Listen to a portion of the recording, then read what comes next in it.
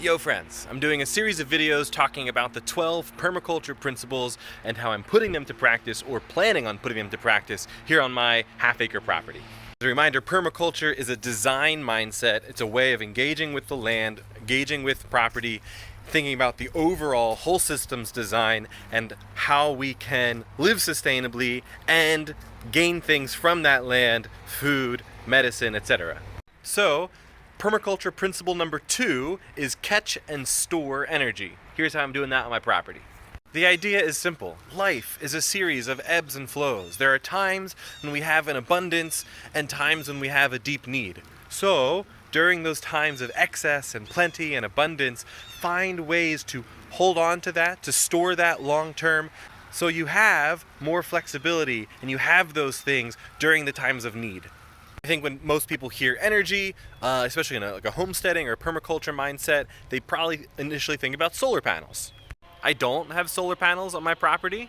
I might get them someday, but they're not on my immediate need list. But there are other things I'm doing to catch and store what I need while it's in high production so that I have it when we're in times of low production.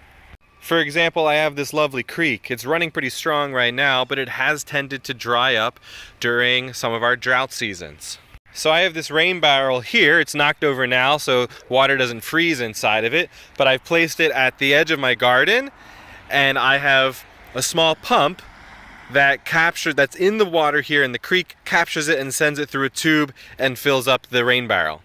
I have another video about that on my channel. You can check it out. But that's one way I'm catching and storing what I need, storing it in a rain barrel. I'm also planning to do that around the edges of my house. Instead of having water run off the house and go into the creek or the road, it's going to be catched and stored in a rain barrel for me to use later. Another really simple way that I am catching and storing water is, instead of going through all the effort of installing pipes and installing a barrel, I'm just storing it in the soil. By mulching everything really heavy, this is 6 to 12 inches of mulch, the water will fall through here and stay in the soil, and the mulch will prevent it from evaporating so easily. And as the mulch breaks down, it enhances the soil, essentially creating a sponge wherever I want to grow plants. So now the soil is capable of holding way more water than this kind of like dry and barren soil right here. This is a kind of fun and unique way I'm catching and storing what I need. This is a black locust tree. They are pretty much bomb-proof. They grow like weeds around here, but they're incredible. They have so much energy. Their wood burns as hot as coal and is essentially rot-proof, so it's really great for fence posts and things like that. This is a tree that I needed to cut down. It was shading things where I wanted to grow things other than just like a black locust tree, but I wanted to continue to use it to my advantage to catch and store the energy that the tree is building within itself. So I coppiced this tree. Actually, this is called pollarding because I cut it off about 4 or 5 feet high so that the deer won't bother it so much, and I'm letting it start to send out these offshoots. It's going to take a couple years, but eventually these offshoots will turn into, small, medium, or thicker branches depending on how large I get them to be. It won't be a whole tree shading my garden, but it'll produce enough mass in these that I will definitely still have energy catched and stored here for making firewood. I won't have a ton of it, but maybe every 5 years I get a good couple handfuls of campfires out of it. For something that doesn't really take up any extra space in my garden or any extra time, why not?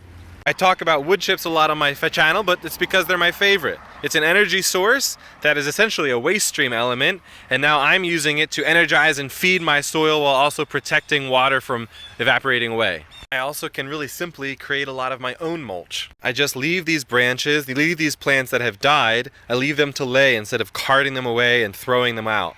Composting is another great way of catching and storing energy, and this system acts as a double catch because the compost pile is right on the ground.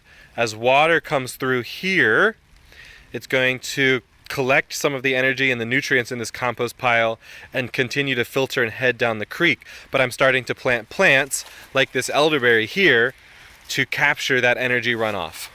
I've talked a lot about catching and storing energy for the garden or for the land, but I'm also storing a lot of energy for myself. I'm starting a small root cellar here. Not really much to show off this year, but there are vegetables and nuts and herbs that are all full of wonderful energy for me and my family that I'm storing down here over winter. I'd love to hear what you guys are doing, what you think about what I'm doing, and if you think there's more ways I could be catching and storing energy here on my property.